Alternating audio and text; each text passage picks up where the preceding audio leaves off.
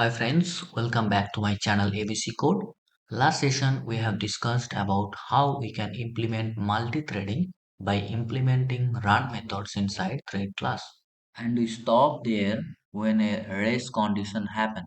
In this session we'll be discussing about how we can manage the variable while both the threads are trying to update the shared variables in the same time. Let's start. So for that, we can say when Tiger is updating or doing its election, please stop Lion to change the value of this election result or vice versa. So for that, we can apply a log. So from threading, import log. So what I'll be doing, I'll be creating a log instance. And when a Lion is going there to update this result, that time I'm saying that lion use this lock, and when you will be done you will release that lock. So it is reading it, sleeping for 5.5 seconds, then it is updating it, and finally populating it, then it will release the lock. Same I am requesting while tiger will be doing this thing. Don't allow lion to update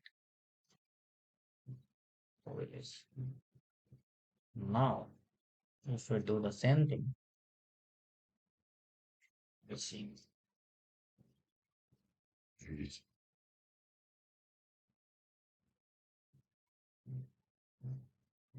See,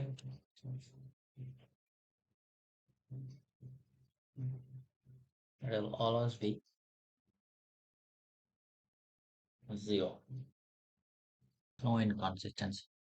So this incorrect value, that means in between the updation of shared value, it is doing context switching and making an incorrect updation of the shared variable. That can be addressed by using this lock mechanism. To create this thread, we can use thread pool. Also, there is one thing called multi-processing in Python. Why multi-processing comes into the scenario in Python? Well, in that case, you can get the impact of that multi-core CPU. But the problem with multi-processing is creation of process instance is expensive than creation of thread instance. I hope the session was interesting. See you again. Bye.